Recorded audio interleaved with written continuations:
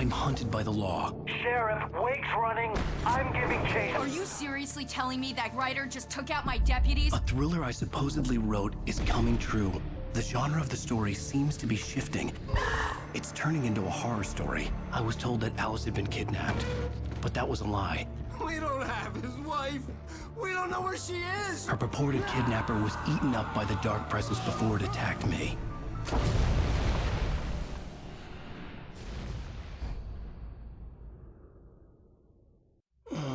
Alan, shh, baby.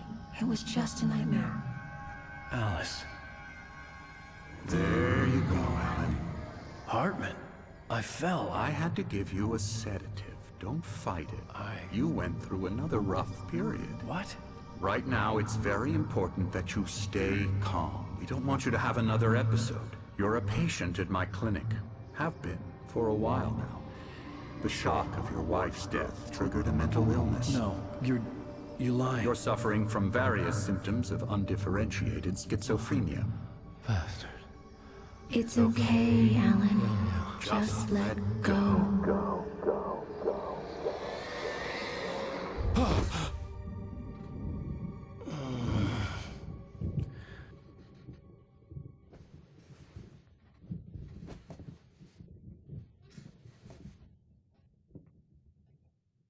I felt groggy. Whatever Hartman had bumped in me was making me numb. I felt like this was happening to someone else. Someone I was watching on television. I couldn't think. Couldn't focus. The door was locked. I was a prisoner here.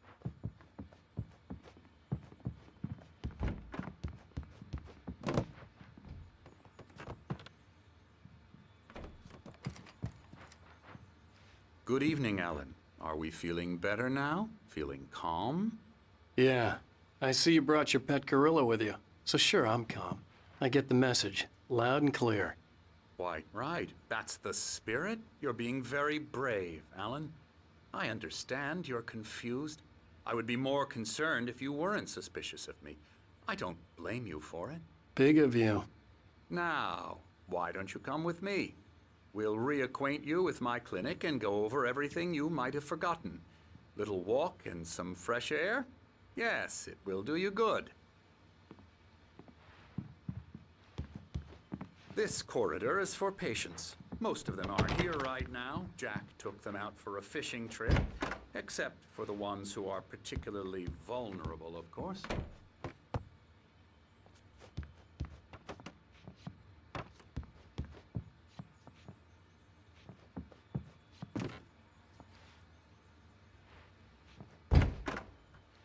I encourage creativity as a part of the recovery process here at Cauldron Lake Lodge. I specialize in treating artists. I bet you do. Splendid, Alan. I honestly believe we can get this thing under control if we work together. This way, Alan.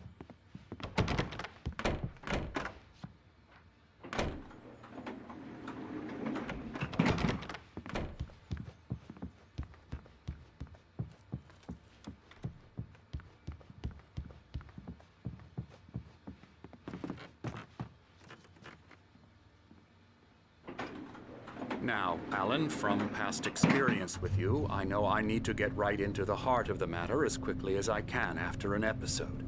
So I'm just going to say this. Alice is dead. No. You're in a very vulnerable state until you understand and accept this. Alice drowned, and you couldn't face that. You're suffering from hallucinations, paranoid delusions, unusual thinking, an obsession about light and darkness, a feeling that everything revolves around you, your thoughts and dreams. Your mind has constructed an elaborate fantasy scenario in which your writings are affecting reality. She has been kidnapped and supernatural forces of darkness are trying to stop you. We go this way, Alan. I wasn't ready for another shot, so I went along with it. He had to be lying. But under the influence of the drug he had given me, I had to fight not to believe his words. It's all in your head. You've been making it up. Apart from the tragic accident with your wife, no one has been killed. Your delusions are just a manifestation of your subconscious mind trying to protect you from the too painful truth. Unless we fight the fantasy, it will return. I know the instinct is to resist me, but think about it. Doesn't this make far more sense than the insane supernatural conspiracy you have concocted in your mind?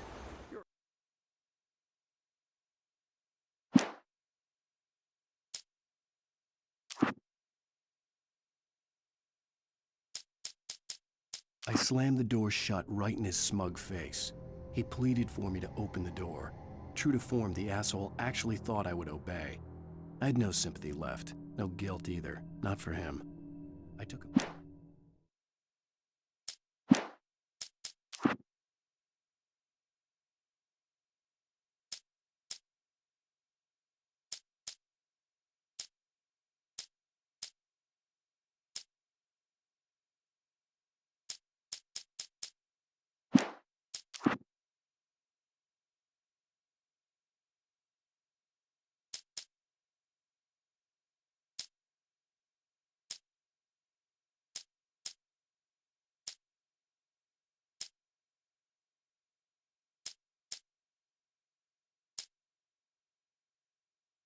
Agent Nightingale didn't want to be in Brightfall.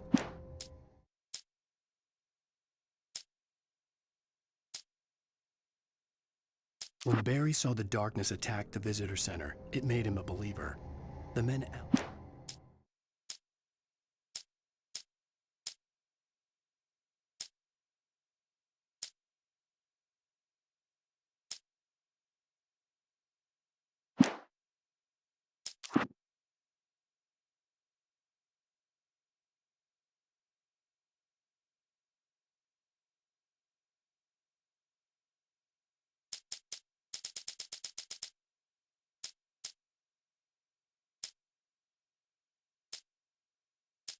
I stared through the bars of the jail cell. Barry stood behind me, swaying on his feet, looking as ill as I felt. Agent Nightingale stood on the other side of the bars with Sheriff Breaker.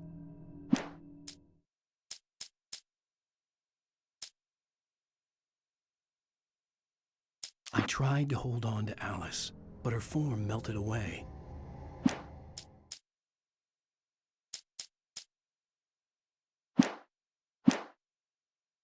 You're a skeptic by nature, Alan. We both know this. Everything can be explained logically.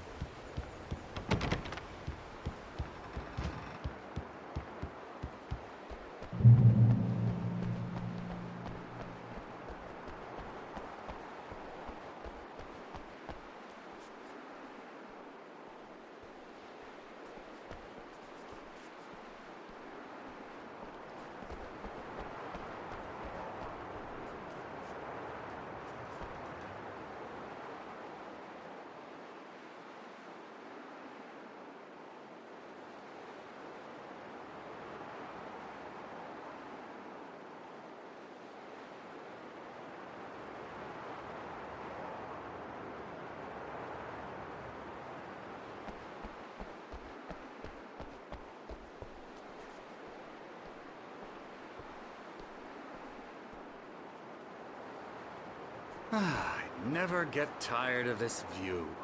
Very inspiring, isn't it? Cauldron Lake spread below us. I could see Mirror Peak on the other side of the lake. I thought I could make out the spot where Diver's Isle had been when I arrived with Alice. Now there was nothing but waves. It seems there's a storm coming. Funny, I don't recall there being a mention of that in the weather forecast. Well, no matter. This way. Follow me. Alan, what I'm telling you is good news. Right now, we're in control.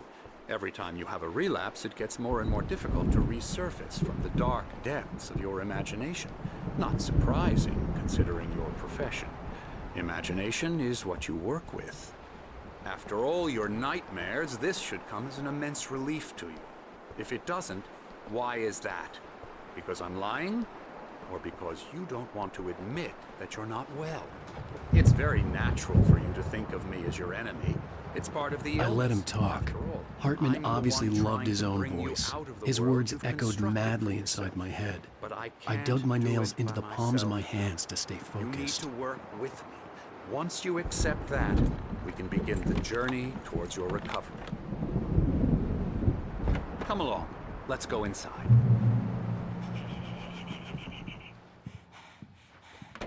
Now, here's the entrance to the office wing. That's for staff only. You were impressed by my trophies when you first arrived here. I do love to hunt. The great outdoors, man versus nature. It's wonderful stuff. Pretty damn wonderful, yeah.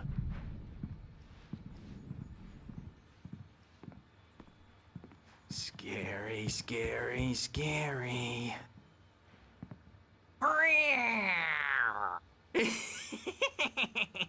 Emerson.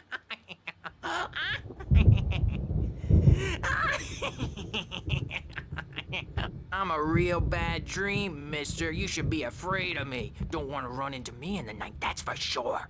Please, Emerson. Mr. Wake is confused enough as it is.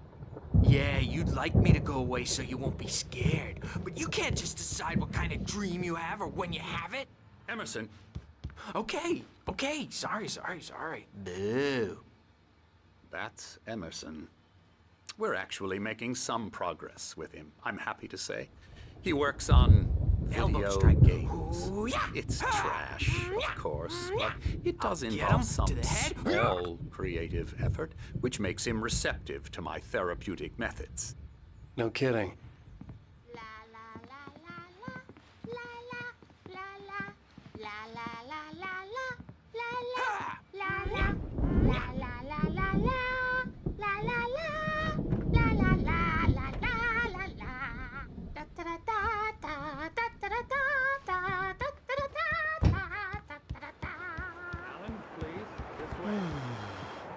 Oh, hello. I've painted you. Okay. I was just struck by inspiration a couple of days ago. Dr. Hartman wanted me to paint landscapes, and that's what I was doing. But now I've been doing these things, a lot of them. The images just keep coming. Dr. Hartman likes them. He has them in his office. Yeah? He's very proud of me. He says I'm getting much better. I think I'm getting better. Well, I guess I'd better start wrapping this up. The storm is almost here. Look at that. I'd hate to be out there tonight.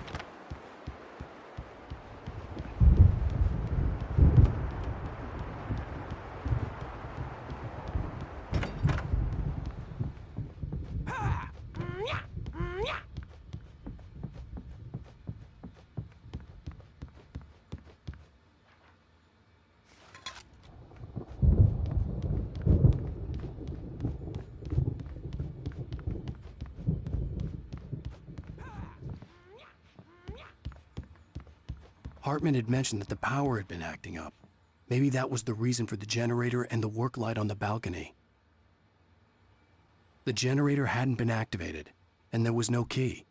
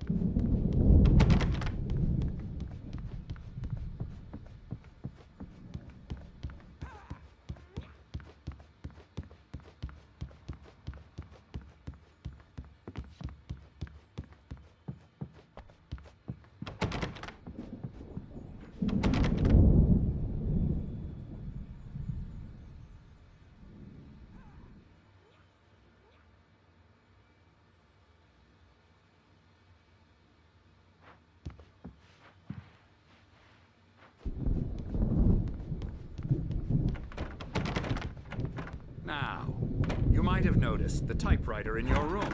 You've been writing as a part of the therapy. As soon as you feel up to it, you should continue.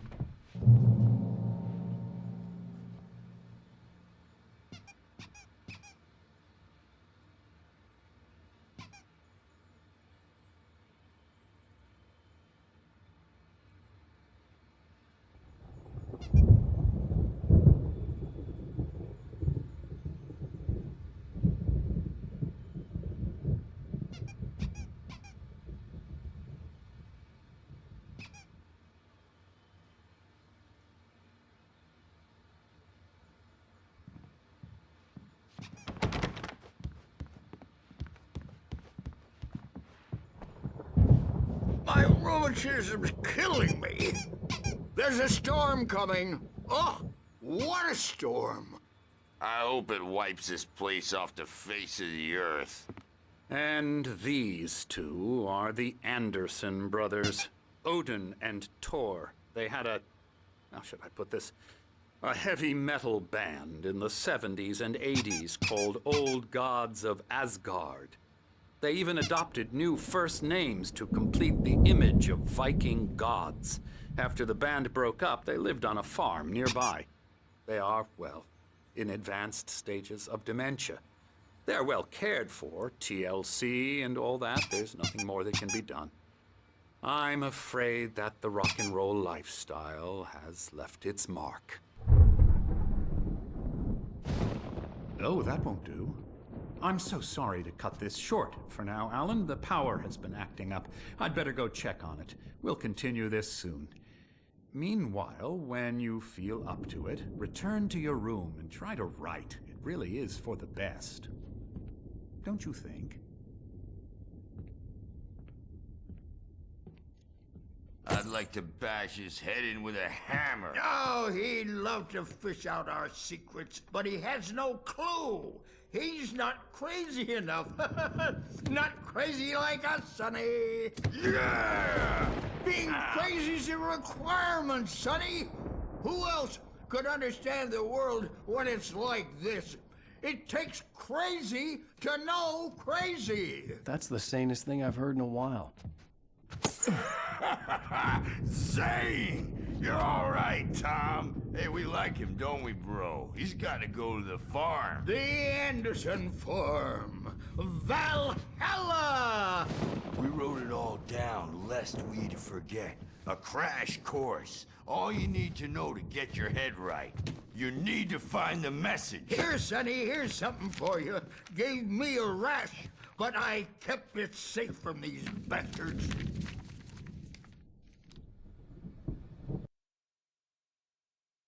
Zane could feel the poems, taking form, shaping things. As he experimented, he imagined he could almost feel the power surging through the keys of the typewriter. It exhilarated him. But there was fear, too. If not for his young assistant, Emil, he would have given it up. But Emil convinced him otherwise. He, too, had a way with words.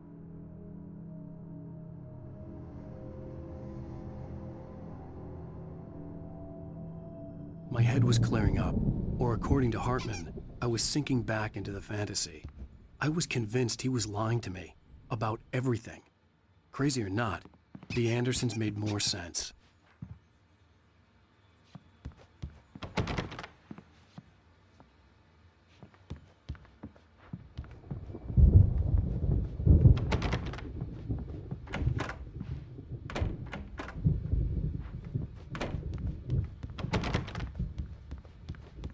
Well, he's the boss.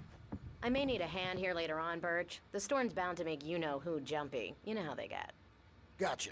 The doc's got me looking after Wake here, but holler if they get too rowdy. I'll do that, Birch. Hey, Wake, why don't you humor Dr. Hartman and give the writing a shot, huh? Typewriter's in your room.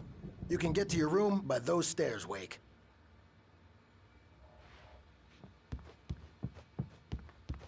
Mullets. And when it's in slow motion, they call it mullet time because the numbers came back from marketing that mullet time is the hook we needed to go big in the target demographic.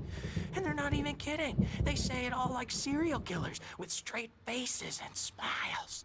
My nightmare is the writers who want to make everything from the characters to the toasters talk all the time and express their feelings so they won't shut up. And the writers won't shut up either because they have feelings too. And I have to listen to them because they're not scared of me. And everyone should just shut up. Hartman wanted me to write.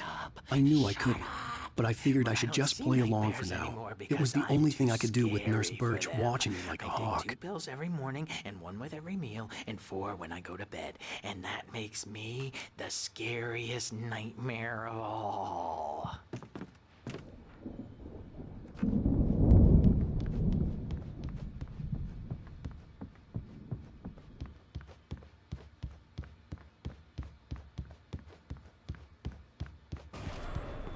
Something's wrong.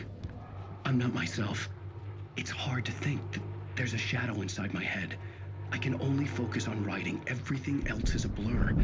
I'm trapped in this cabin. Have been for days, but it's always dark outside. My editor is real. I saw her again. She's not human. It's not human. A dark presence is wearing the old woman's face. She was covered in clinging shadows. There's a hole in her chest where her heart should be. I think I've made a horrible mistake. I don't think I'm any closer to saving Alice. It's been lying to me, using me to get the story it wants, and the story will come true.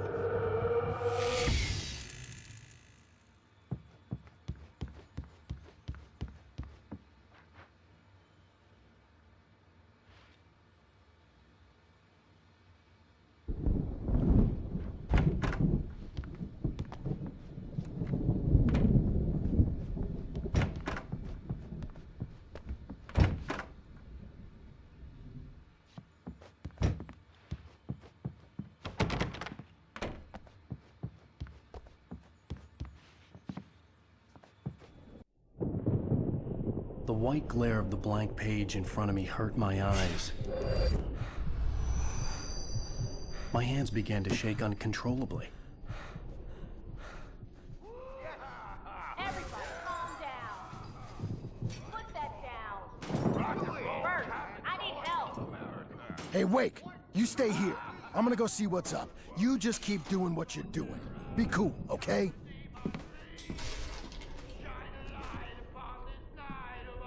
I didn't know what the chaos was all about, but it could be my only chance of getting out of here. Where the hell did he get a damn hammer? I don't My hammer's up. Here's a friendly poke from Mjolnir. Oh, afraid of the crazy. Hartman kept talking, giving Barry the grand tour, clearly proud of the place. He went on and on about his hunting trophies, and Barry was impressed. But he was here on business. He raised his voice, cut through the monologue. Hey, Hartman. Where's Al? Hartman stopped in mid-sentence, annoyed at the interruption. He nodded at the hulking orderly standing nearby. The man smiled and clapped a practiced hand on Barry's shoulder. See, brothers, are ya? Not so weak now, are we? Well, things are unraveling fast, aren't they? Sinclair looked bad. That wasn't a love tap. The crazy old fart hit her hard. If she was one of Hartman's goons, she had it coming. I could get the key to the office from Sinclair. Seize your destiny! I had to get to Hartman's office. He had taken all my manuscript pages. That's where he'd be keeping them. Music, Birch! It's time to pay the piper! Maybe you could come out and beat our wrinkled adult diapered asses, Birch, since you're so tough, Birch.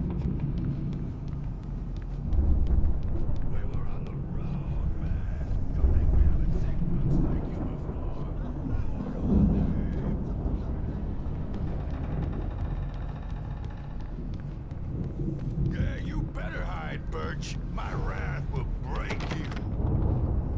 He's probably kidding, Birch. He's got a great sense of humor.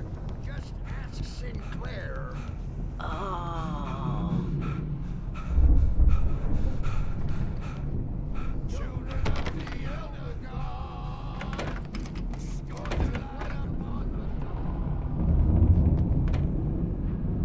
The markings on the tape said they were recordings Hartman had made at the sessions with his patients. I saw Alice's name on one of them. For a moment, I couldn't breathe right. Now, Mrs. Wake, can you tell me about Alan's problems? He's more and more out of control all the time. The parties, he's so angry all the time. He's getting violent.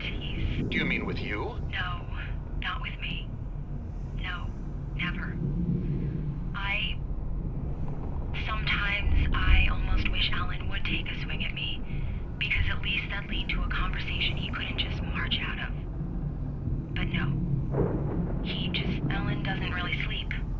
And the work, well, he's not writing at all. He sits there for hours and just gets more and more frustrated.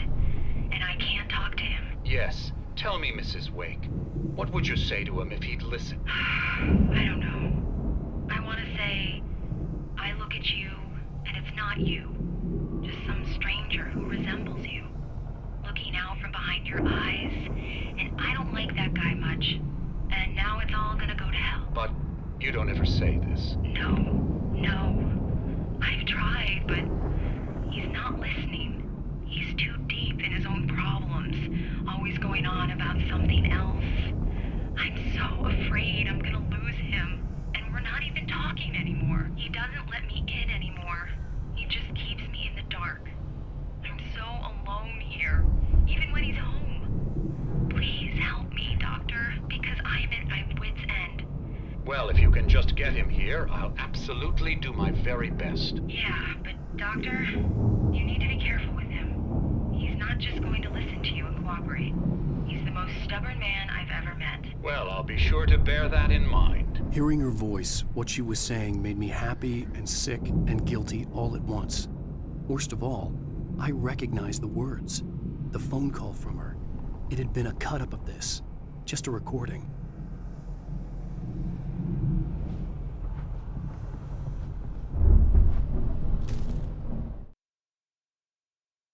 Hartman wasn't happy. Mott could see it in his eyes. He quickly lowered his own. He had made a mess of it, and he knew it. The shame of failure was hard to bear. He hadn't expected Wake to say he needed more time, and he blurted out 2 days, less than Wake had asked for to show him who was in charge. But that wasn't part of Hartman's plan.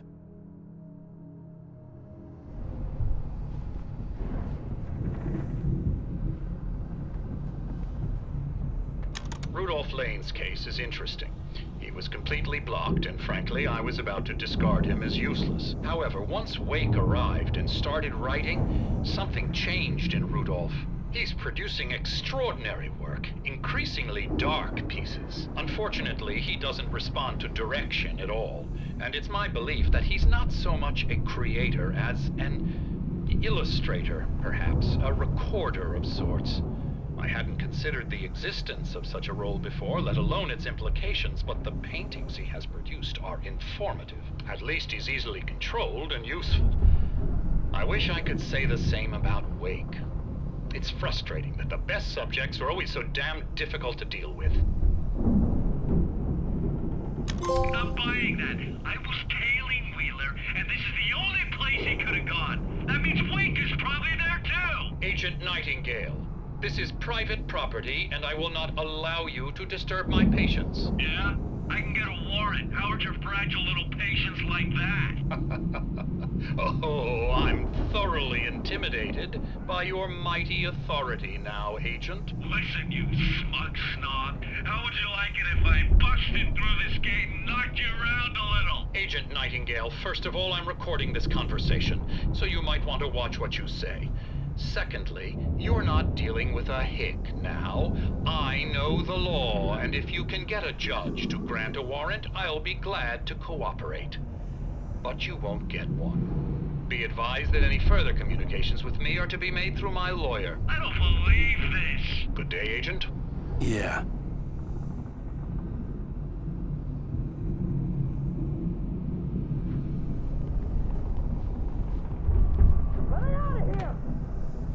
Do you hear me? I'm gonna chew your crazy quack ass to shreds! Seriously! Do you have any idea Barry? Ow! About time! Barry! Man, am I glad to see you. We need to get to Hartman's office. It's right next door. You okay? Yeah. I mean, no! The cops found me at Rose's trailer, but they didn't hassle me too much. I'm obviously a victim in this, and I demanded to be treated as such. Or else I'd sue their asses. Speaking of asses, that Fed gave me a real hard time, but I had no clue where you were. That guy's crazy, Al. But he let me go, and then I get a call from Hartman, that son of a bitch, who tells me you're here, and I should come pick you up, but when I got here, 2 goons clobbered me and stuck me in there. What's with the cutout? I stole it from the diner to piss off Rose after what she did to us. That'll teach her. Yeah, that's a harsh punishment. Come on, pal, we gotta get going.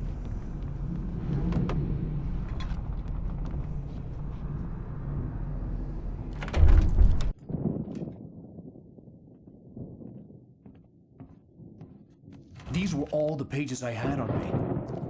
And more.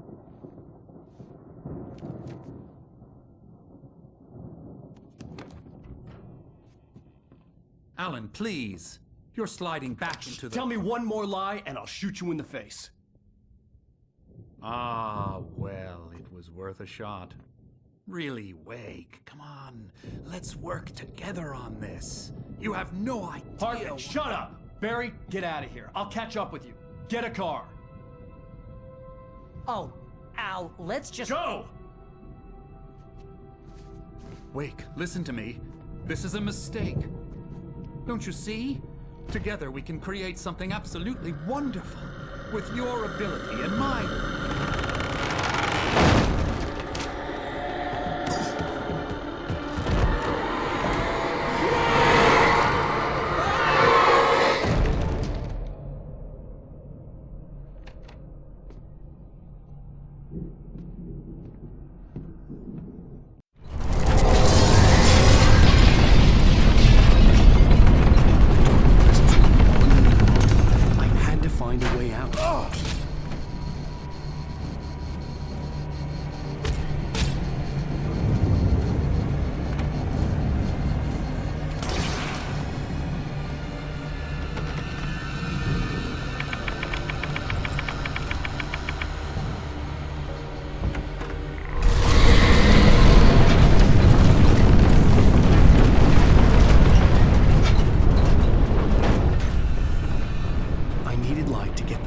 Bookshelves out of my way.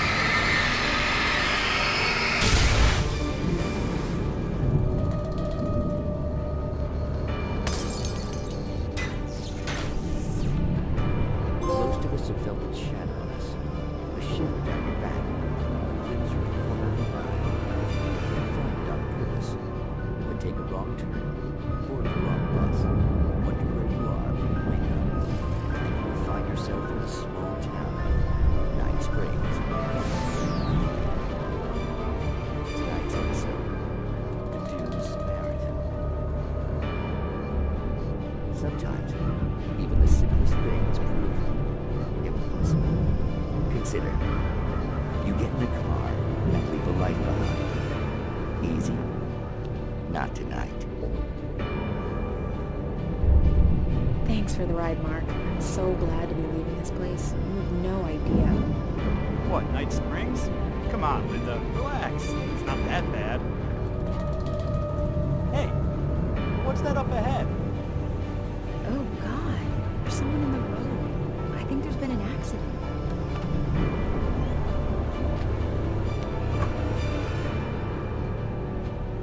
Are you all right? Oh no, Linda! Oh no! It was me on the road! Wait! Tell him to watch out for the truck! Watch out for the truck! My God, Mark?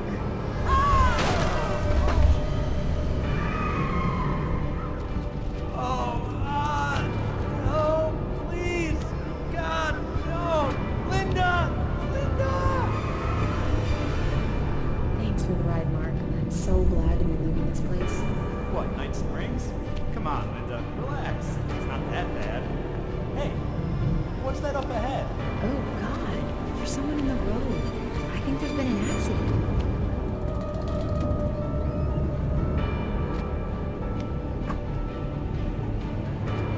Are you all right? Oh no, Linda! Oh no! It was me on the road! Wait! Tell him to watch out for the truck! Watch out for the truck! My God, Mark? And there you have it. A vicious cycle, brutally punctuated by the blast of air horn and screaming metal. Many roads are dangerous, but none more so than the one that leads away from Night Springs.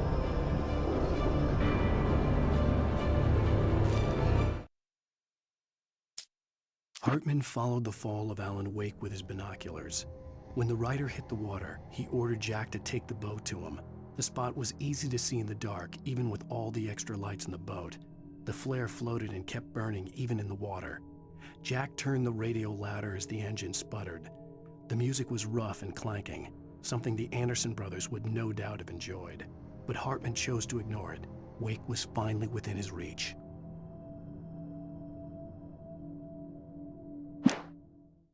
Hartman knew he was no creator. He had no ambitions on that front, and he certainly didn't want to end up like every artist he had worked with here, damaged in ways that were hard to describe, or worse. It was enough for Hartman to maintain creative control and provide direction, to be a producer. That was what most of these people were in need of anyway. Of course, suitable subjects were few and far in between. Magic, parlor tricks, smoke and mirrors. But for some, magic is more than that. It's a way of working the secret machinery of reality itself.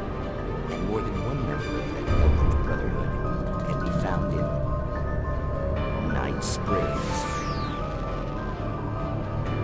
Tonight's episode, What's in a Name? We find an old man standing on an old, rusting, derelict bridge, leaning his bony frame against the cold steel. And though he looks idle, he is hard at work. His young apprentice attends to him, as good apprentices do.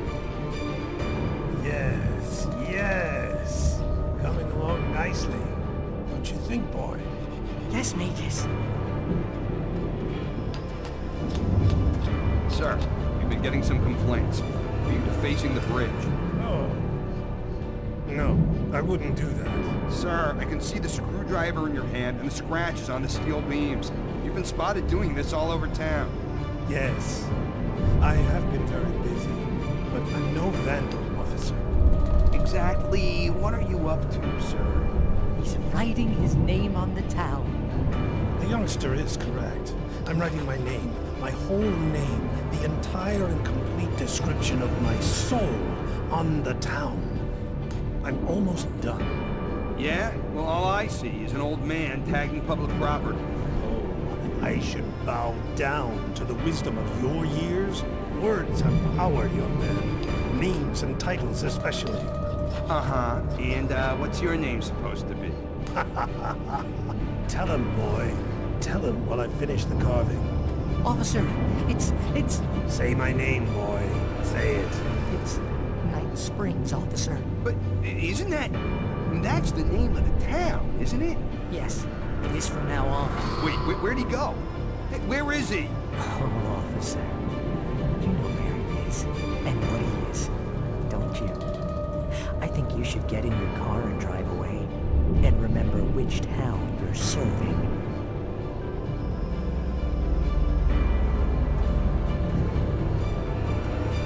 Your will be done, Magus. Ah, yes. There are too many little towns to count, all of them with some little magic of their own. But some towns have more personality than others, and none more so than Night Springs.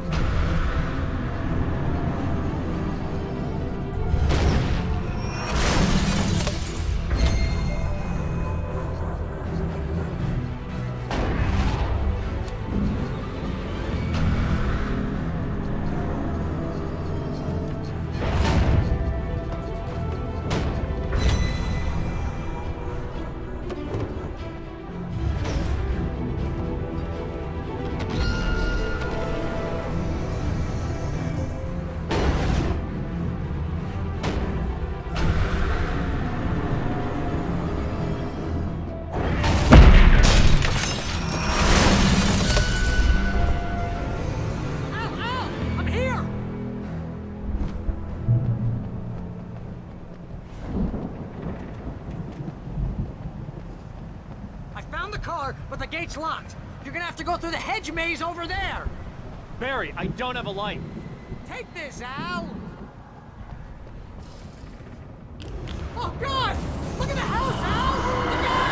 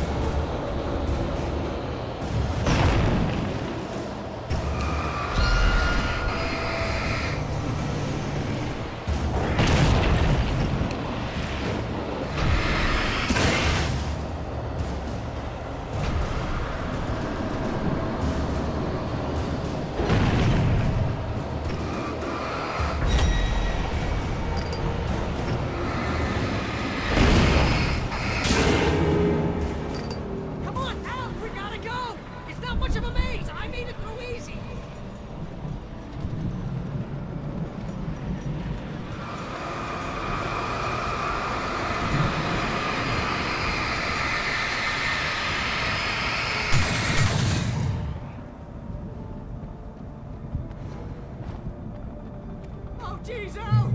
The house looks bad! Let's get out of here!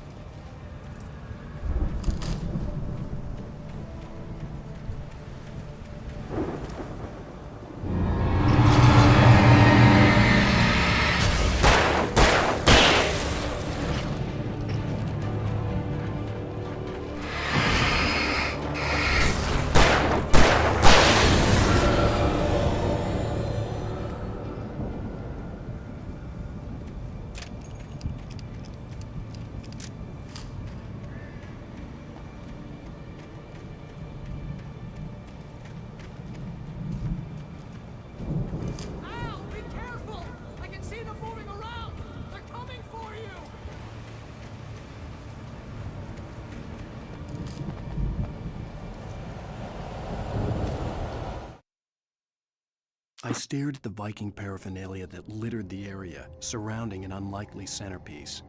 A full-size stage complete with an impressive sound system with all the trimmings, including a dragon.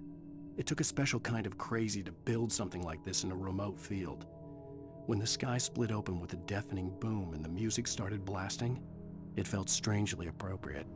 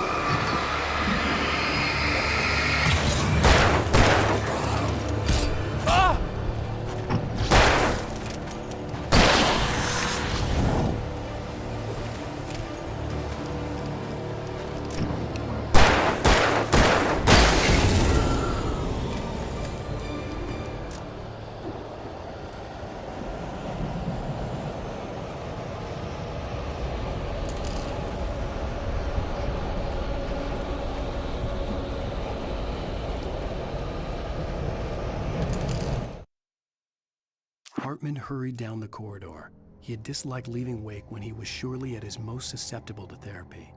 But this was not an ordinary storm. Wake had been writing, and he had woken something up in the depths of the lake. Now, it was coming for him. Hartman had naturally prepared for a situation like this. The idiot brothers would keep Wake distracted while Hartman double-checked everything, just to be sure.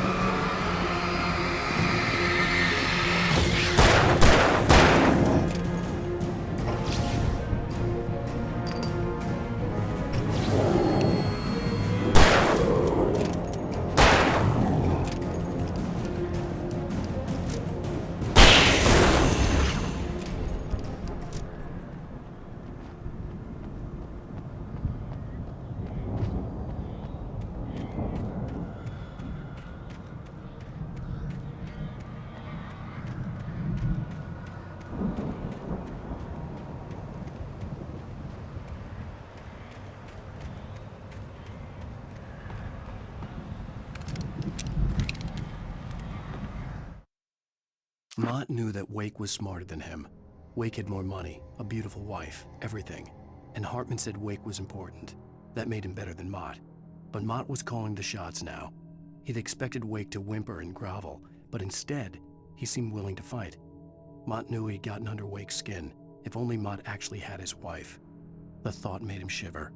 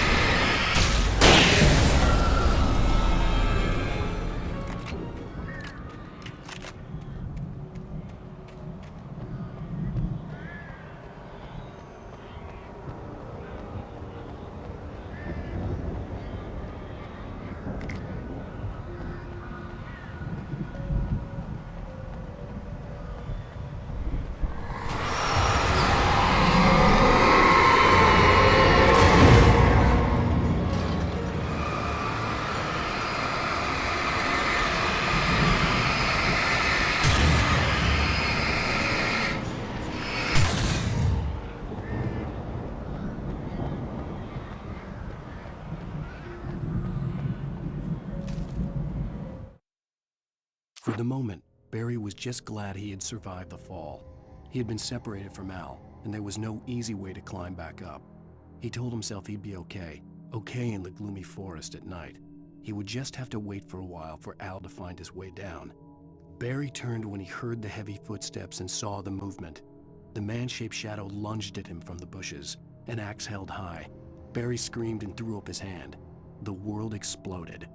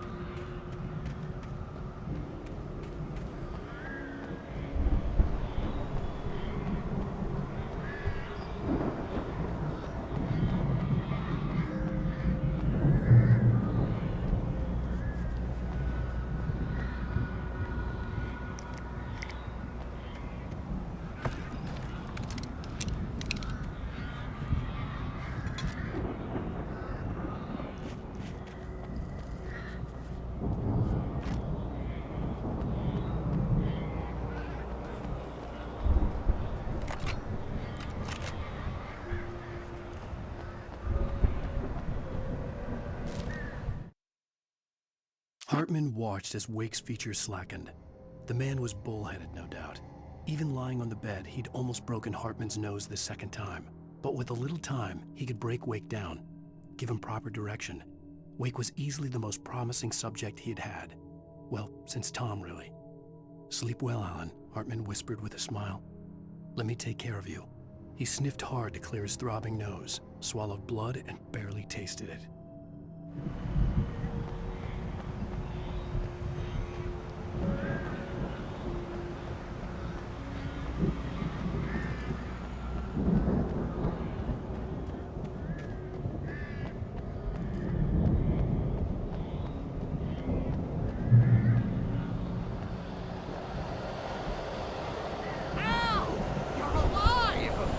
Let's get out of here. Can you open this gate? Maybe. Barry. Well, I slammed it shut when the nasty showed up, and the key fits kind of loose in the lock, so, Barry!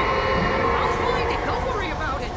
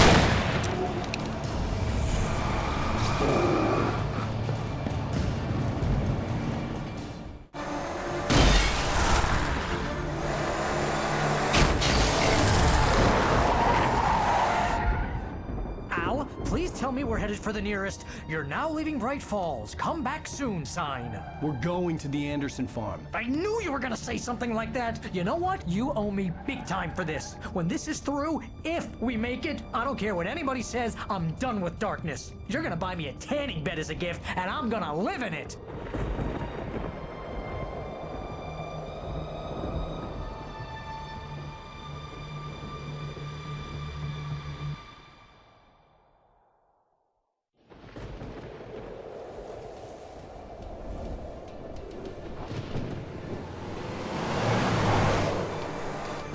I'm crazy, but that's fine, Barry.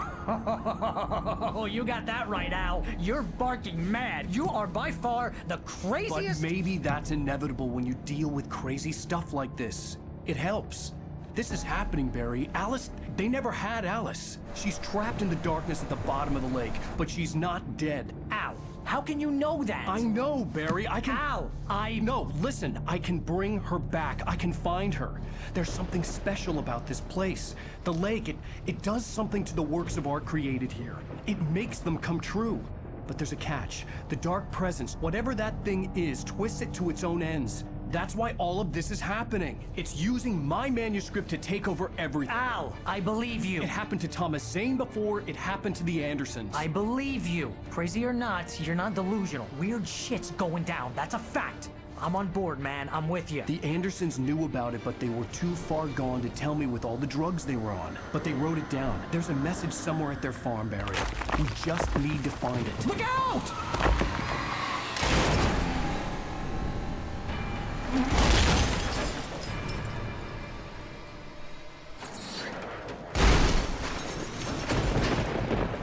Ow! God damn it, Al, talk to me!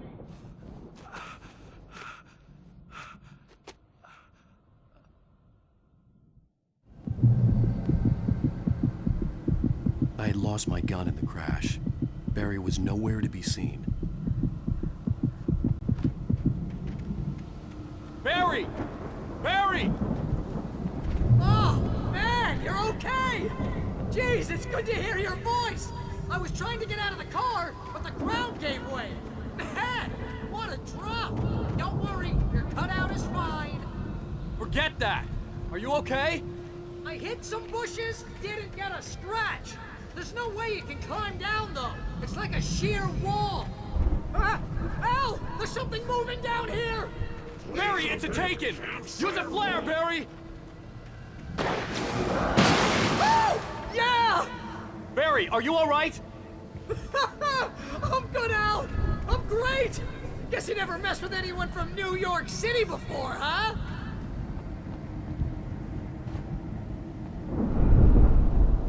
You're gonna have to find your way around to the farm, Al! I'll be waiting! Barry, just wait for me, okay? Al! I'm not staying here! It's suicide! I'm going to the farm! I'm gonna go ahead and secure the area. You can catch up. Don't worry about it! I'm on the case! Now he's Rambo.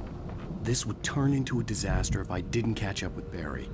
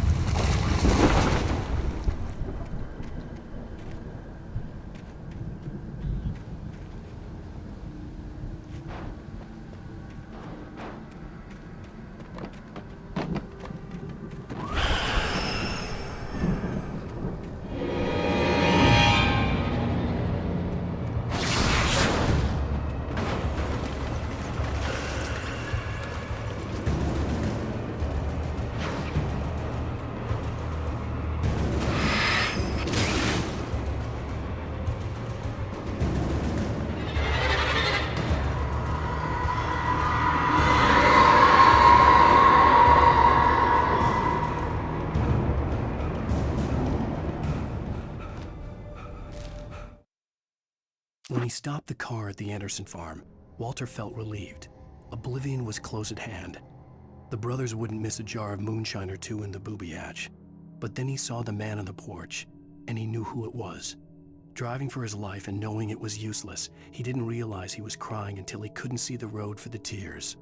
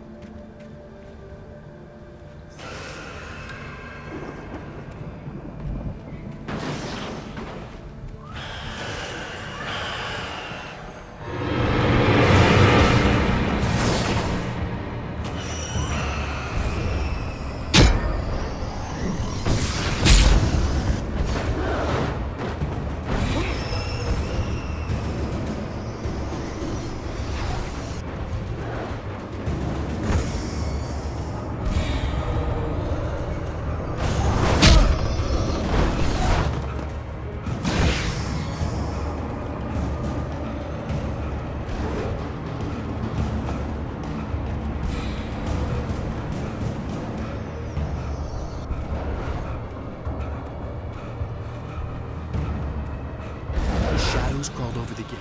I needed a light to destroy them to get through.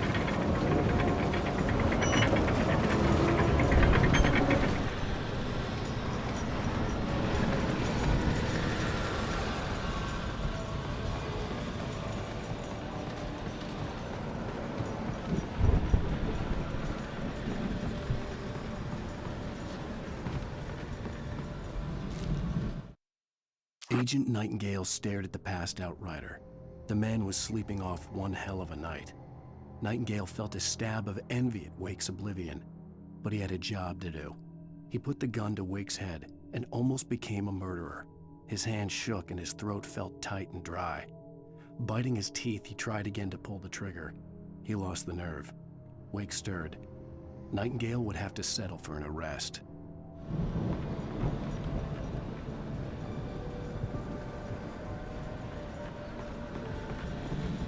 I I hoped there'd still be a working generator somewhere around here to power up the old lights by the gate.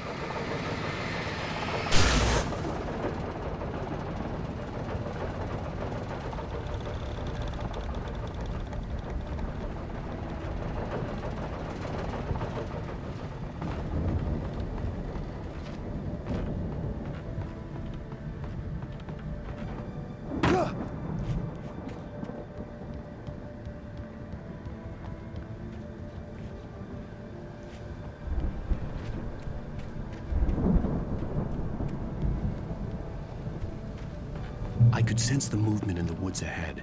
Facing the enemy without a weapon was dangerous, but I had no choice.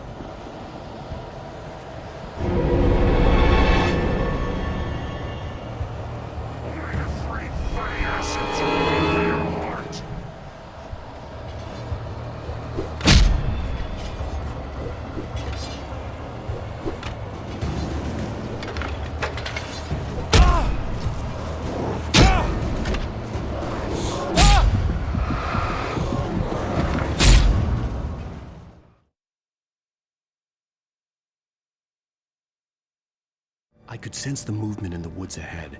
Facing the enemy without a weapon was dangerous, but I had no choice.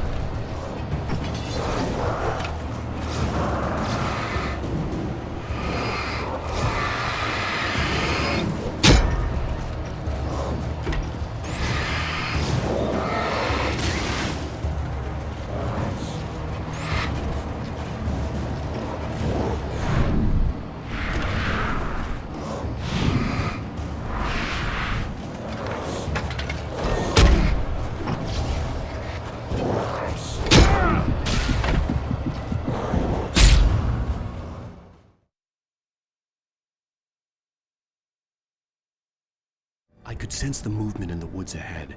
Facing the enemy without a weapon was dangerous, but I had no choice.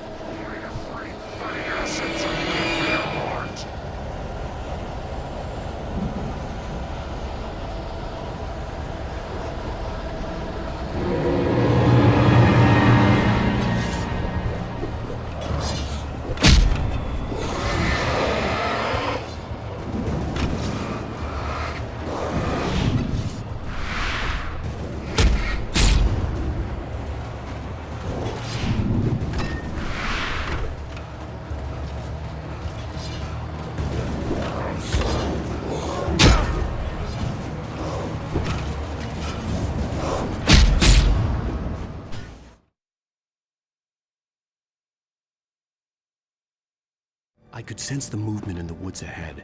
Facing the enemy without a weapon was dangerous, but I had no choice.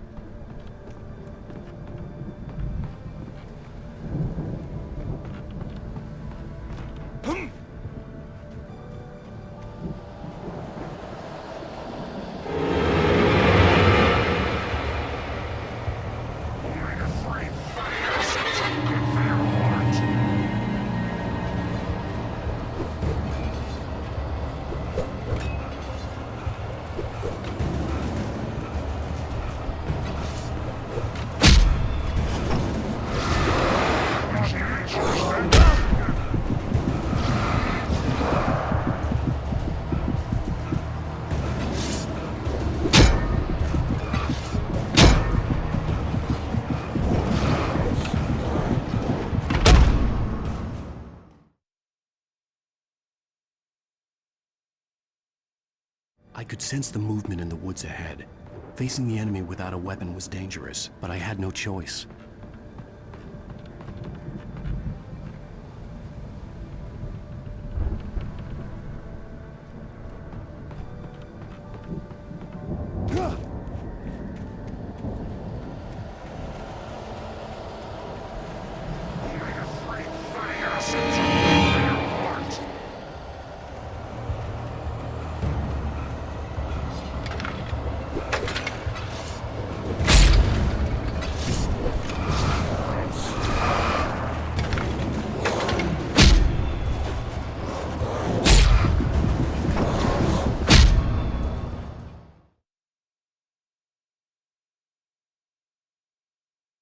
I could sense the movement in the woods ahead.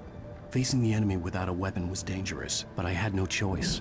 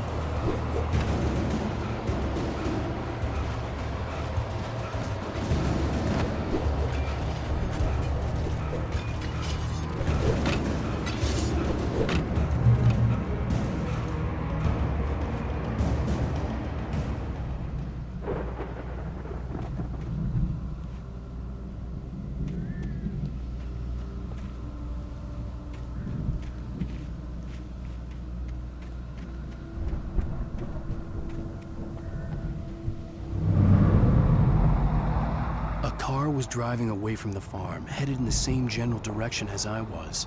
For all I knew, it was Barry, caught in the consequences of leaping before looking.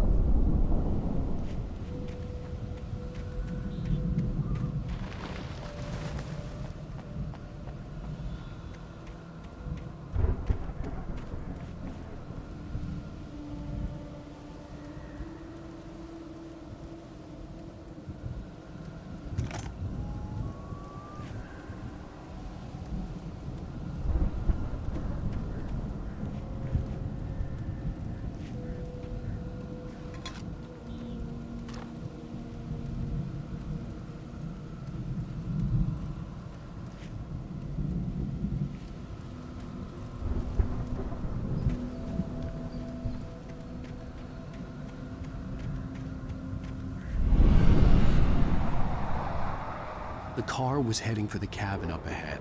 It wasn't far. If it was Barry, I would see the damage soon.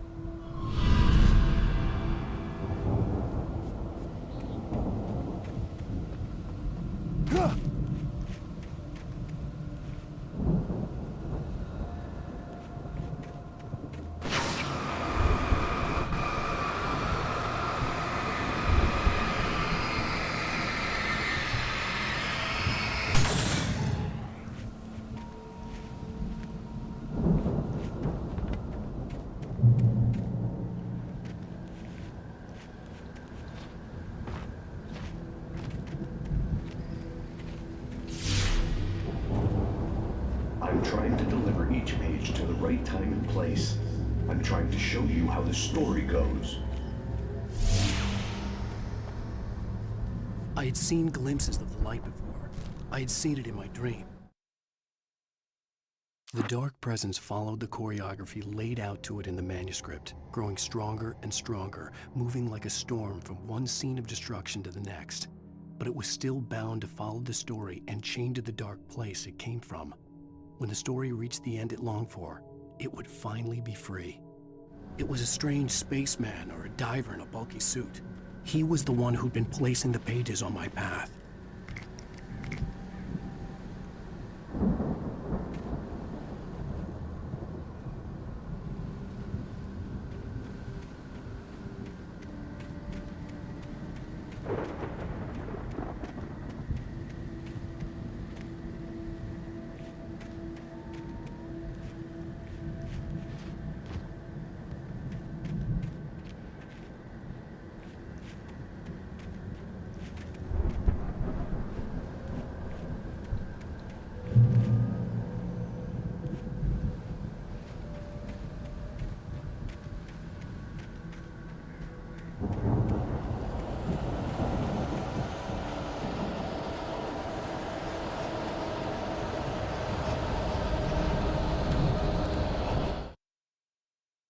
The storm raged on as the Anderson brothers walked unsteadily away from the clinic with the other patients in tow, knowing that this time they wouldn't return.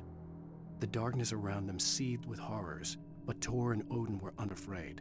Their eyes glinted with guile. They knew every secret path, and there was blood on their hands. They had fought these shades before.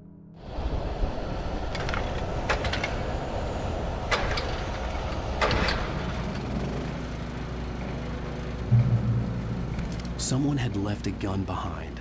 Now I had a fighting chance of reaching the farm.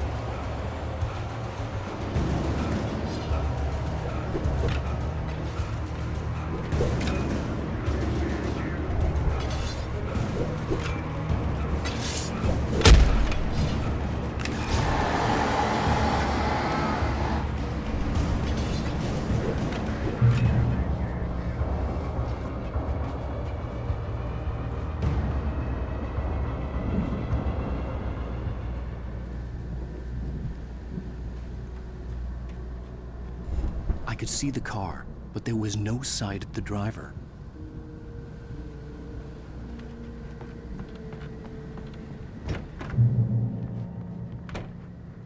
Hello? Anybody here? Barry! No! Danny, you're not! Please! What are you? No! Don't! I'm sorry!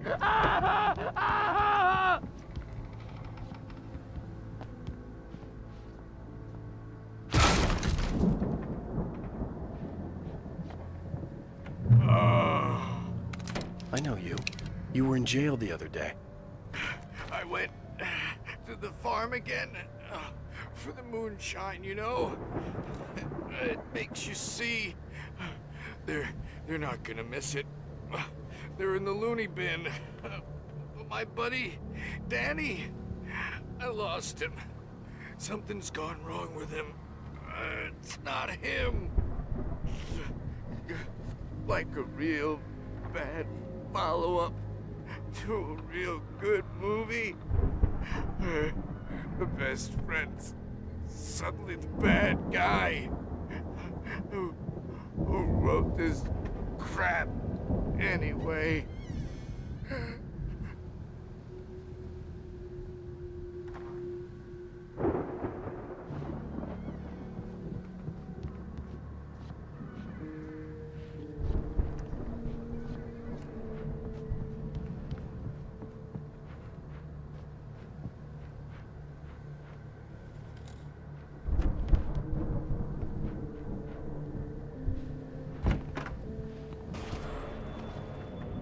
I've run through every possible course in my head. If I continue like the Dark Presence wants me to, the story I'm writing won't save Alice. It's a horror story, and it's going to kill her, and me, and everybody in this town. No one will survive. Darkness will consume everything. This is what it's wanted all along. It will be free, unstoppable. It used Alice to get to me, dangled her in front of me to keep me going. It was never going to release her. I'm going to change this. I'll escape. I've written myself into the story. I'm now the protagonist. This feels like a terrible risk, but it's the only way to save Alice. I'll be bound by the events of the story just as much as anyone else who's been woven into it. The story must stay true for this to work. There have to be victims along the way, near escapes, cliffhangers. In a horror story, it can't be certain that the hero will succeed or even survive. He almost has to die. I'll write my own escape into the story next. I need help. Zane's going to be the one who'll help me. I'll make it happen.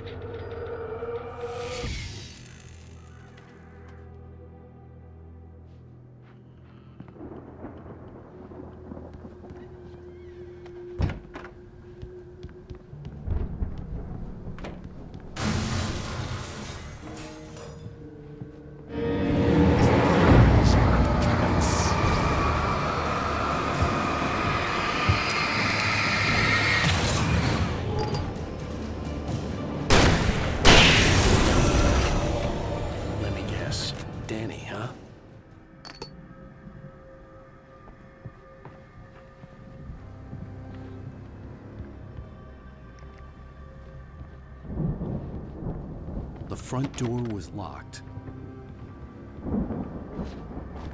The farm was still a good distance away. I'd need a car to get there fast.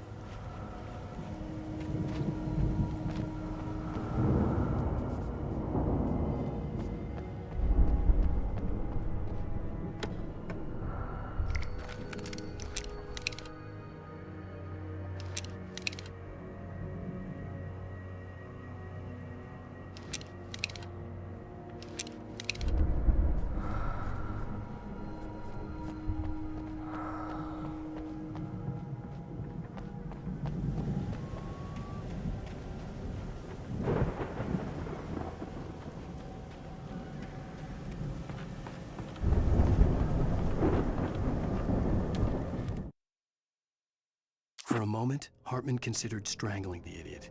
Mott was mean-spirited, but easily manipulated, an emotional infant who lived for his approval. Wake, by contrast, was a far more difficult subject. Mott had given him too much leash. In 2 days, who knew what could happen? Hartman would have to find a way to rein him in, and quickly.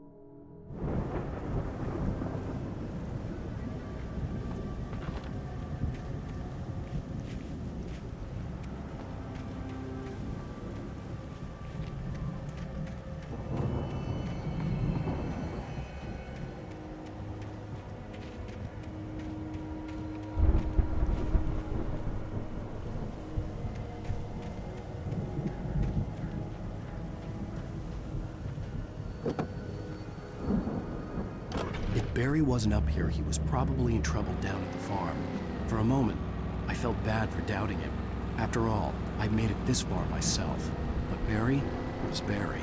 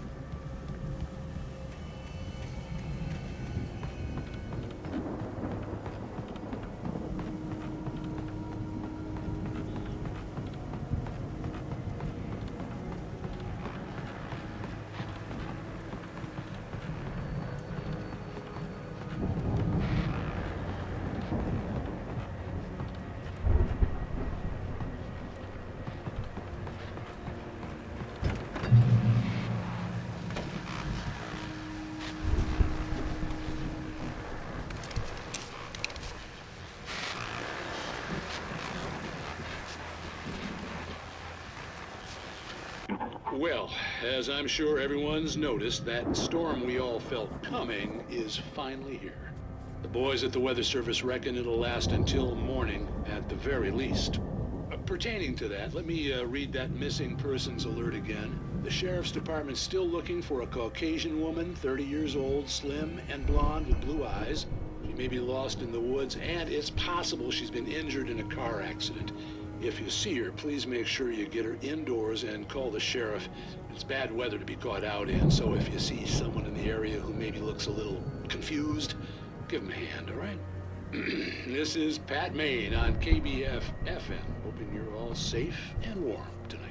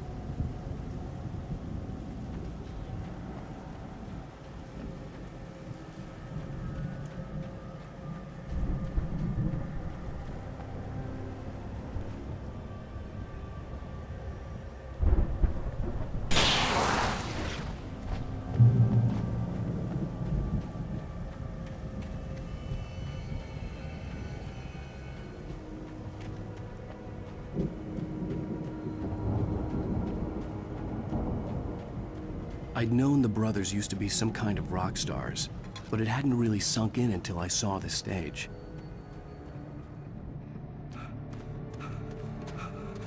Ow! Run! Incoming! There's too many of them!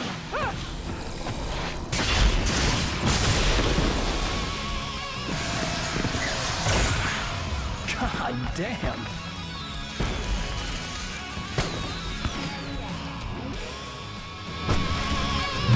I'm so glad you decided to go it alone, Mr. Bronson. Shut up and shoot! Ow! We have to fight them all! I can set off more of the fireworks from here and help them out! Hey, now! Did you notice there's a lot of ammo and stuff around? This place is stocked! Ow! Hold on! I'll try to get the stage lights on!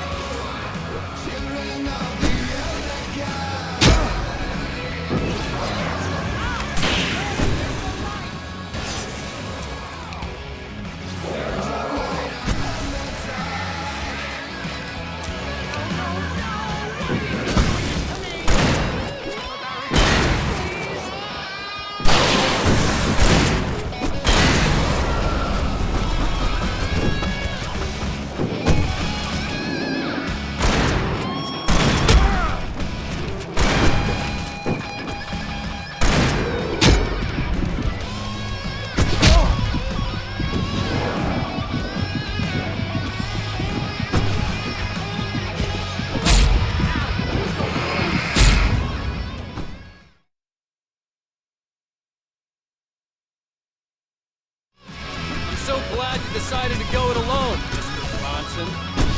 Shut up and shoot!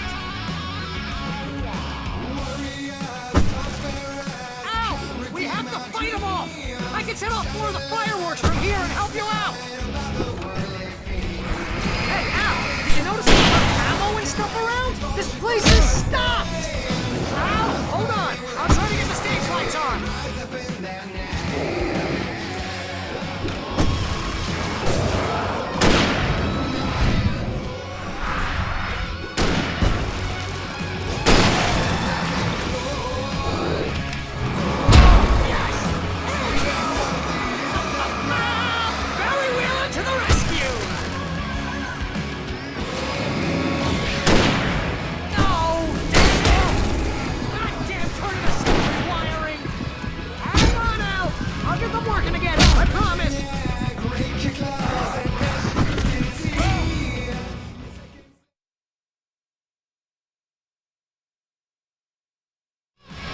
So glad you decided to go it alone, Mr. Bronson.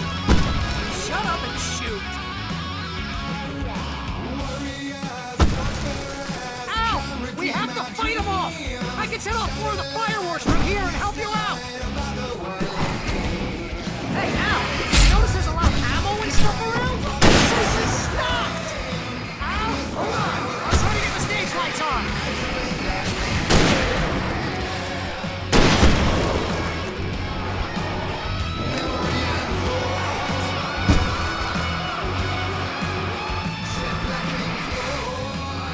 Yes! Here we go!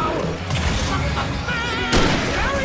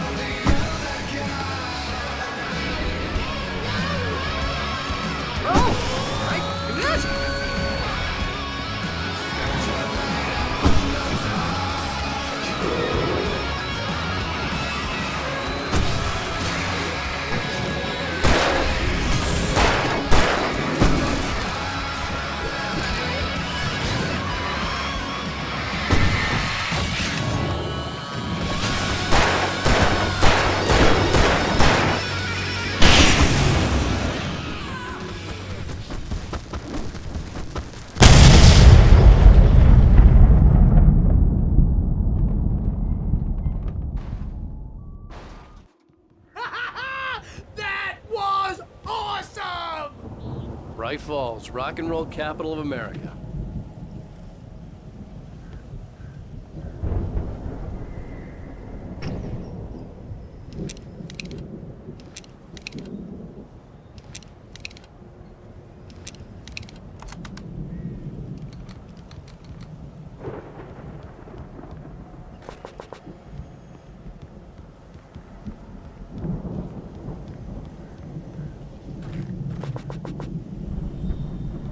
Hey, Al!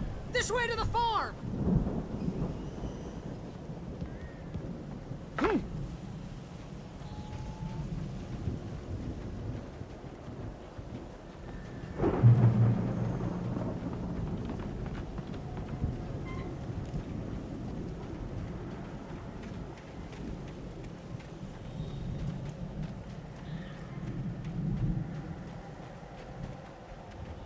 See, bestseller? No reason to worry. Your cutout's good as new, right where I left it. I'll come back for it once we have the place secured. Yeah, that's been my biggest worry all this time. We need to get this thing moved out of the way. This is as far as I got before they ambushed me.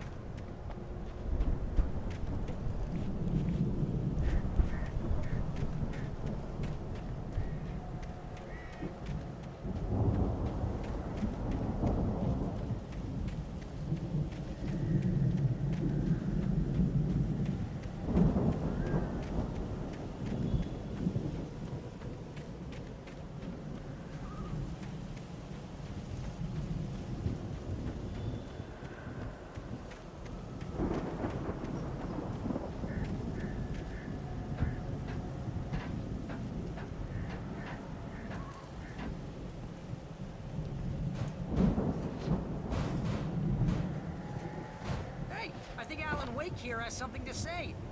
What's that, Al? I'm Alan Wake. I'm always right about everything. And if I don't get my way, I'll sulk all day long. I'm always intense and moody. It makes me very attractive and mysterious. Right now, I'm just standing here because I need my best friend Barry to carry me. But that's okay. I can just take him for granted. I think I see what you did there. That's pretty good. You want me to do my imitation of Barry Wheeler? No? Thought so.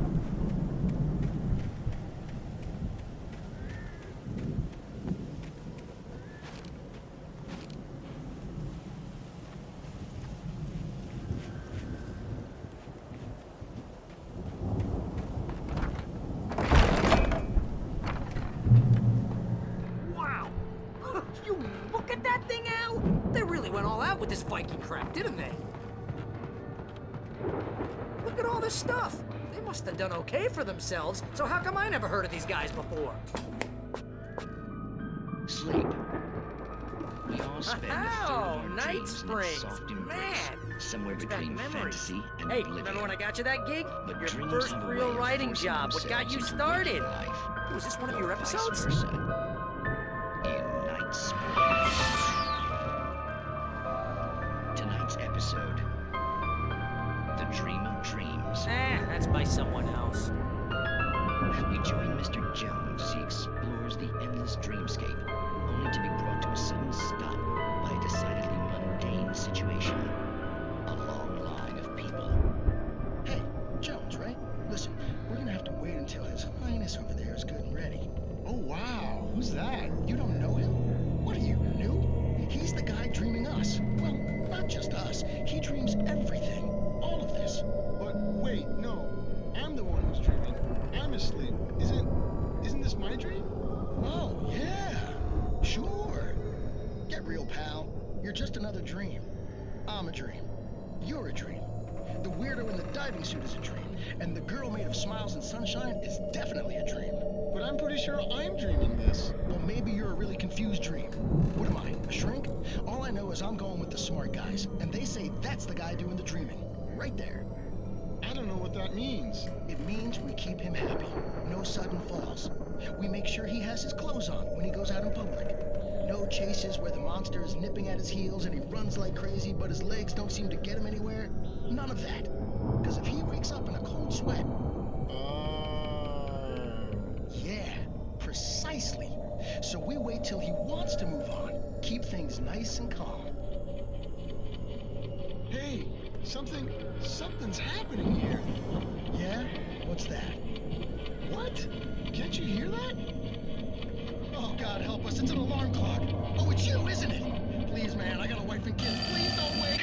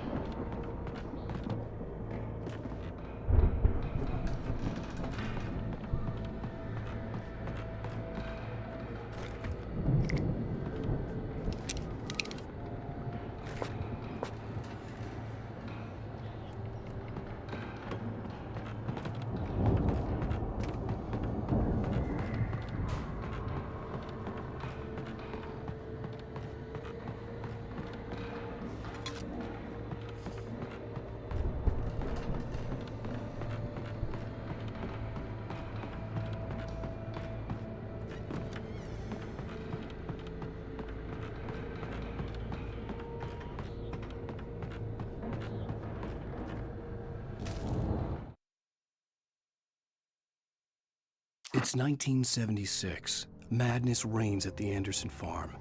Contrary to all logic, the headiest ingredient of their moonshine is unfiltered water from Cauldron Lake. The Andersons feel like gods. Odin can't stop laughing. He contemplates cutting his eye out. Tor runs across the field, naked, shrieking, hammer in his hand, trying to catch lightning. Their songs have power. Something ancient is stirring in the depths, coming back. The Viking boat looked imposing, almost like a battering ram.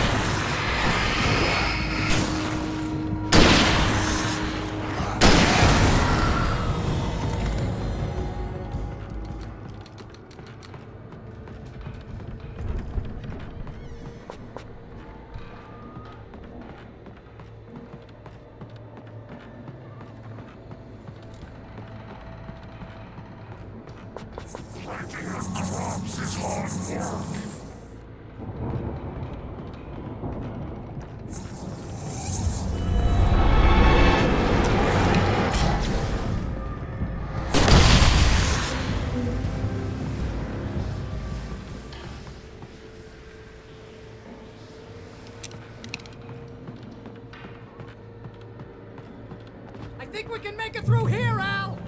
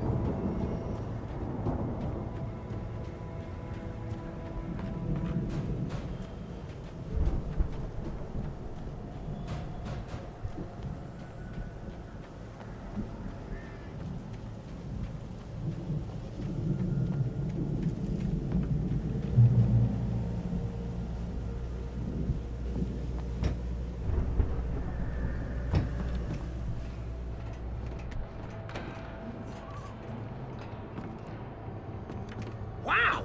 Those geezers had quite a production going on. Ooh, you know what, Al? If we make it through this alive, I'm gonna start representing them. Yep, sell this stuff online, maybe get a reality show going, release a new single. Good luck with that, pal. Hey, you find us a way out of here, okay? I'm gonna take a closer look at this stuff.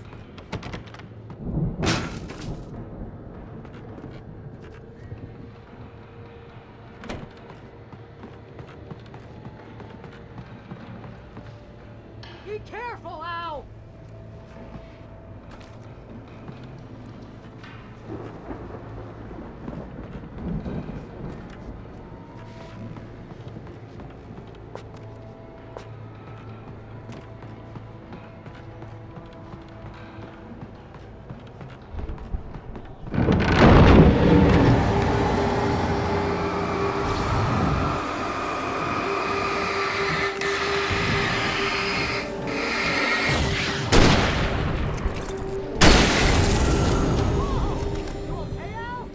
I'm good. Keep your eyes open, okay?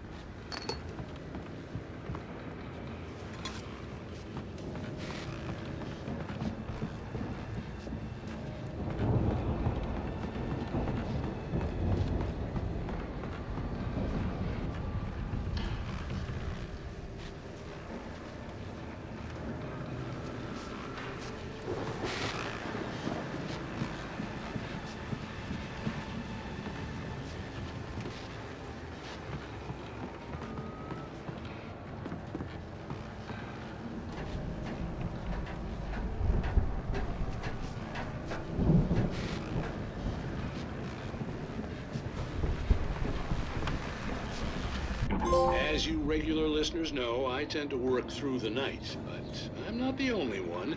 Deputies Mulligan and Thornton are taking a couple of moments off their busy schedule to join me here in the studio. Boys, how busy are you now? Deerfest is almost here, isn't it? I bet that keeps you in business. Pretty busy, yeah. Actually, Pat, we've been real busy with other stuff, which concerns an ongoing investigation. We can't talk about that, Thornton. I wasn't gonna say anything. I was just saying we got, other irons to fry. And how would you compare your workload to last year's? Things have seemed relatively peaceful to me, but people do tend to get a little wild this time of year. Oh, it's wild, Pat. It's pretty wild. There's been all sorts of trouble this year. Vandalism, fighting, public disturbances. A lot of people gone missing, too. Yeah, it's pretty much the usual stuff, Pat. Just, a lot more of it. Now, is it just me, or does Deerfest get wilder every year? People seem to be more drunk, at least, or they start earlier and younger. Oh, it's definitely not just you, Pat, but... Definitely, Pat. Hey, I'm talking here, Thornton. Oh, shoot, I lost my train of thought. Not just me. Oh, yeah, it's wilder, Pat, but actually most of the trouble seems to be coming from grown men. People who ought to know better, Kids are doing fine this year. Well, that's nice to hear at least. Boys, I want to thank you for stopping by. I'll let you get back to your patrol. Sure thing, Pat. Yeah, sure thing, Pat.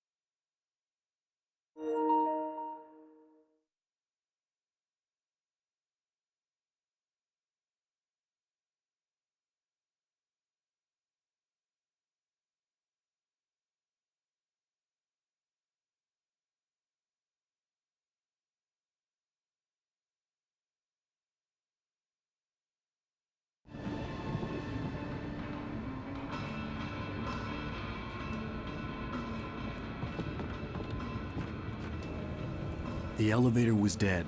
I'd have to get some power to it first.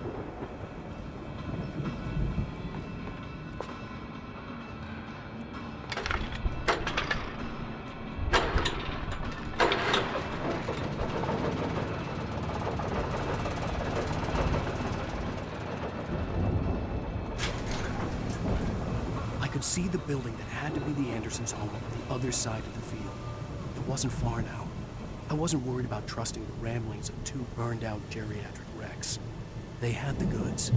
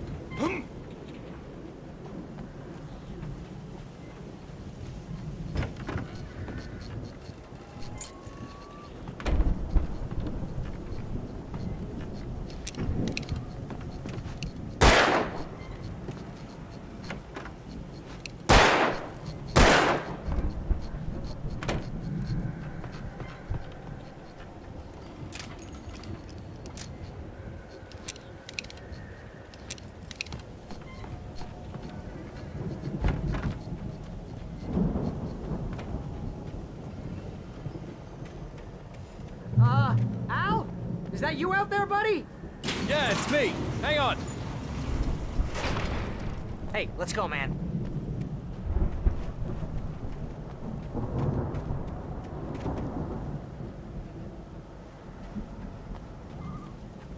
I think we're gonna have to work together to open this gate, Al. Looks pretty heavy. Ah! Hey, I think that's the farm on the other side of the field. We're almost there. This farm is a crazy place for crazy people. We should feel right at home then.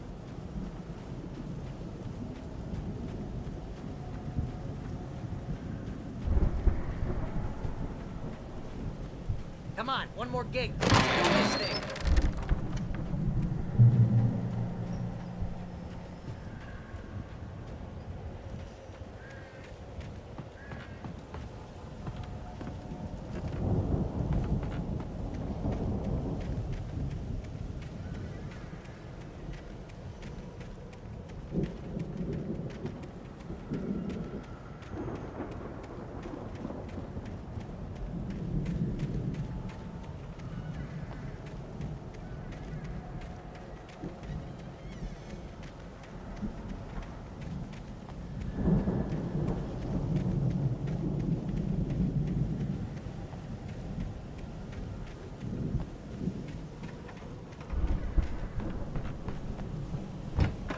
lights are out. Guess we better check the fuse box.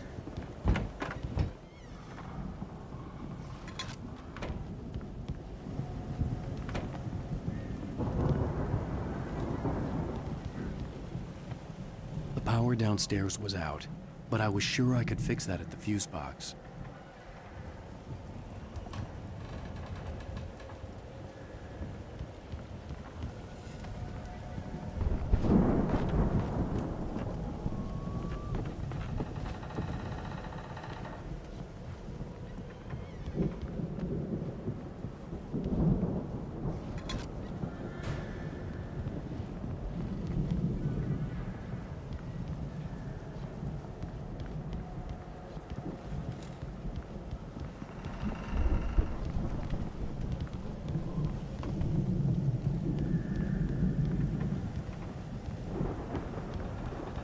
You know, this place looks kind of lived in.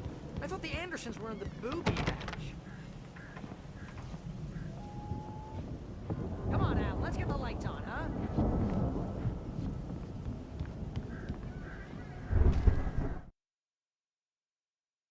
Again, Alice's screams rang in the stillness of the night. I saw myself run toward the cabin, flashlight in my hand. I followed my past self. I was an out-of-body observer, a time traveler in a crazy drunken dream. This was the beginning. The night Alice had disappeared. The mystery of what had happened during the missing week was about to reveal itself.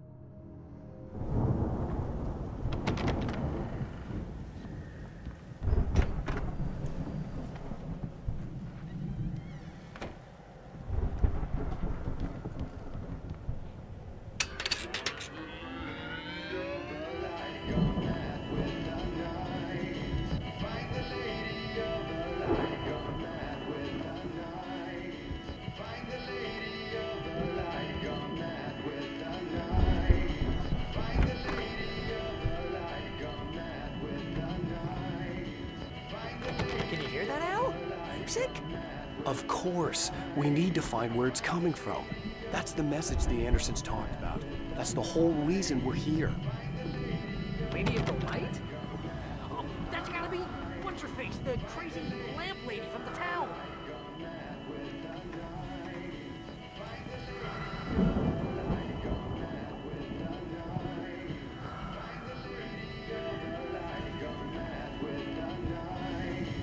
Cynthia Weaver.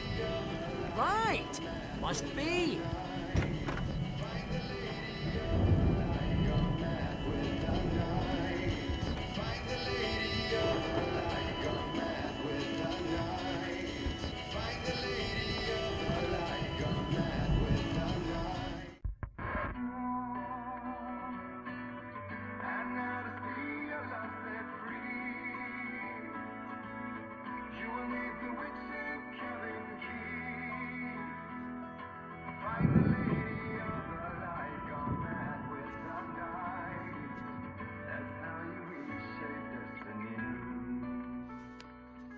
Okay. We need to find Cynthia Weaver. We'll stay here for the night and head back to town as soon as it gets light. Hey, Al. Lots of hours before dawn. Might as well get some rest. And by rest, I mean drunk. Come on, Barry, this is... Yeah, what the hell?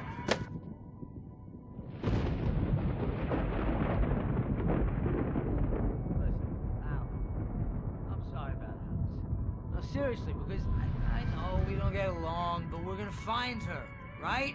And even though you're a crazy bastard, I'm gonna stick by you, no matter what, ever, Al. Sure, like a brother. I'm a writer, goddammit. Correct. If I just wanted to, I could write 10 books a year. And they'd be the best books that year. No, you couldn't. That's right, I couldn't. But I could, because I'm a writer. What? What do they put in this stuff? I feel like my brain is coming out of my nose. I'm gonna get the recipe off those coots and be a booze millionaire. I just miss her, Barry. I just want her here with me. I know, Al. I know. It's gonna be okay. We're gonna make it okay.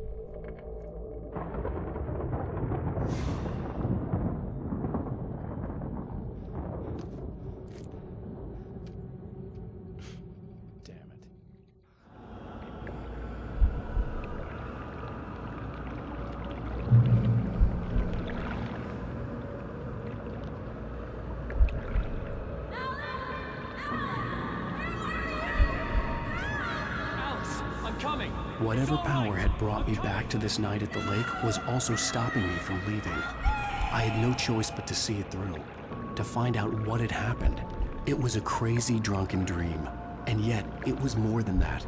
It was the truth, a suppressed memory unearthed by the Andersons' moonshine. I was there, an out-of-body observer. This was the night Alice and I had arrived at Bright Falls, the night Alice had disappeared. I had a chance to find out what had happened. I remembered being surprised to see the cabin dark. Alice would have never turned the lights off.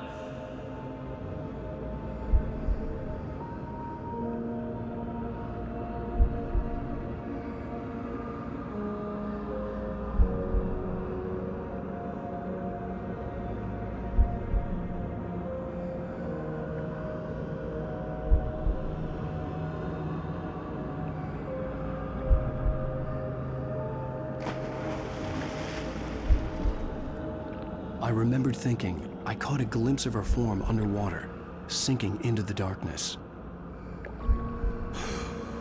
Diving after her was the last vague memory I had of that night. After that, the next thing I could remember was waking up behind the wheel of the crashed car and finding the first pages of the manuscript.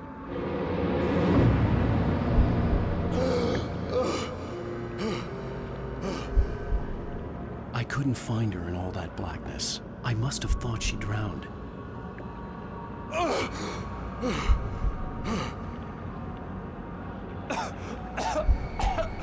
Alice! Jagger had Alice, and so she had me. Alice!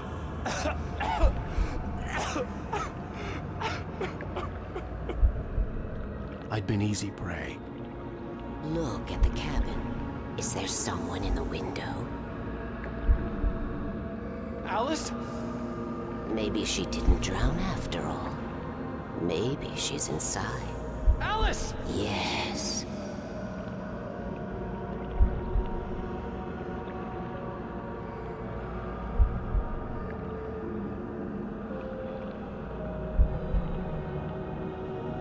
The dark presence had touched me.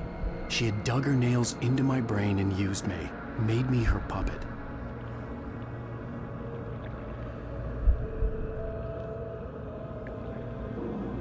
She must be here somewhere. Maybe upstairs in the study. Alice! Yes, that's where she is. You can apologize. Alice! You laugh at the whole thing together and put it behind you. Alice? She's not here. You were foolish to think so. No, she's dead. She drowned. No, no, no!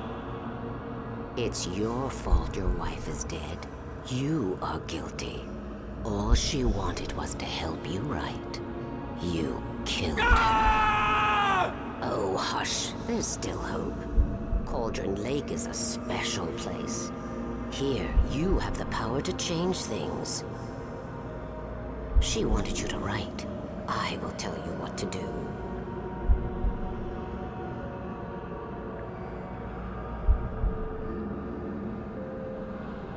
You can write her back. The story will come true, and all will be well again. She had Alice, and the manuscript was the ransom for her.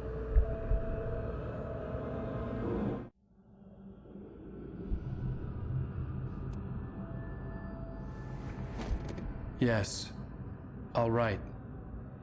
I'll fix it. I'll bring her back.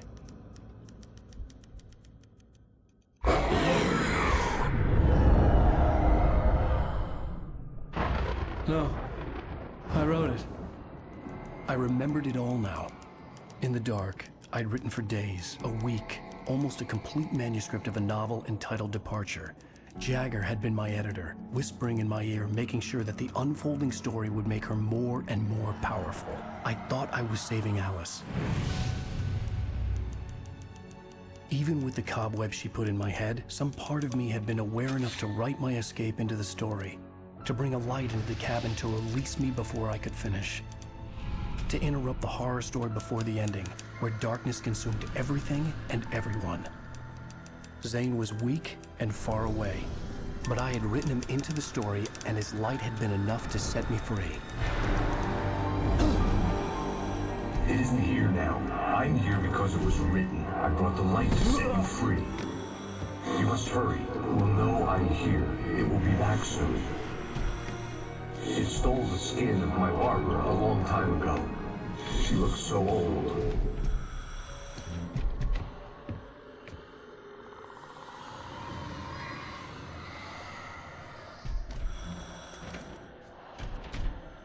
I had woken up, confused and groggy, my mind consumed by darkness and fear. All I could do was to escape.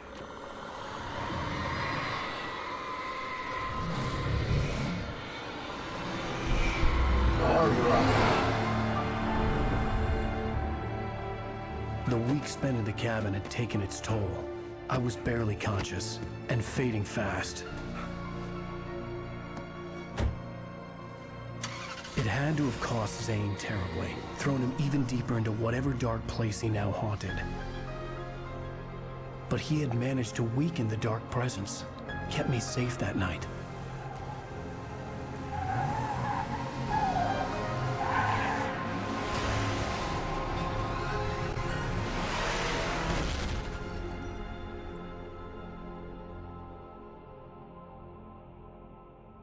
I wrote it. It's my fault.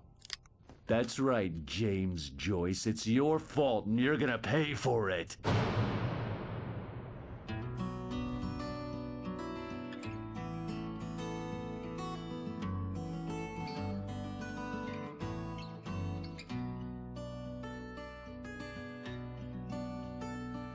There's an altar wrought with mystery of Tom the poet and his muse, and a magic lake which gave a light to the words the poet used.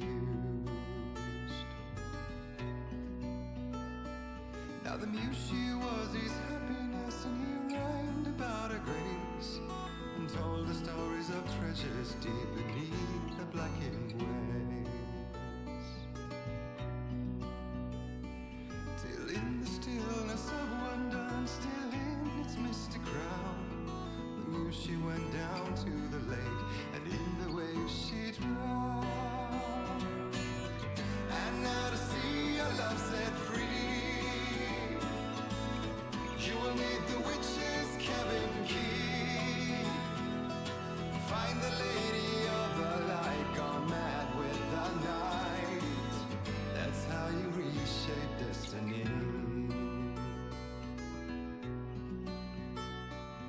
The poet came down to the lake to call out to his dear. When there was no answer, he was overcome with fear.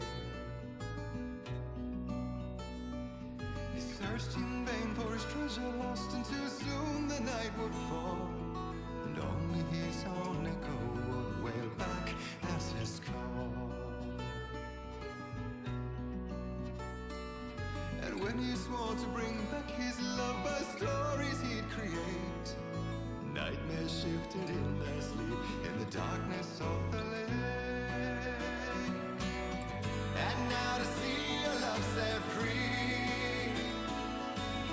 you will need the witch's cabin key. Find the lady of the light, still raving in the night. That's how you reshape destiny. In the dead of night she came to him with darkness in her eyes. We're in a morning gown, sweet words as her disguise. He took her in without a word, for he saw his grave mistake, and vowed them both to silence deep beneath the lake.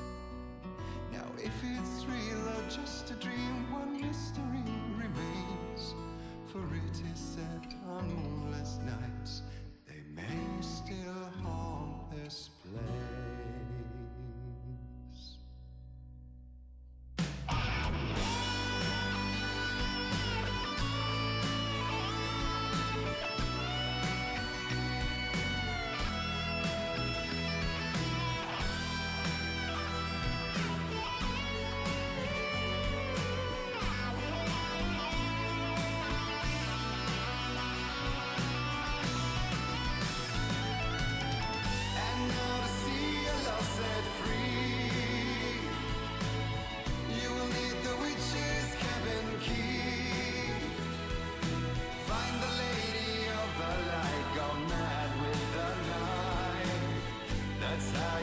reshape destiny.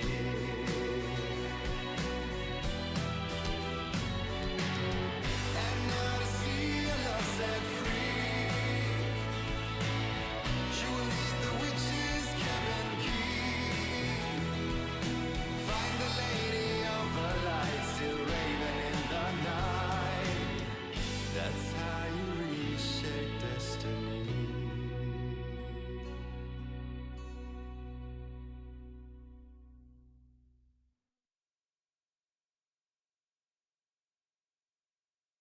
Previously on Alan Wake.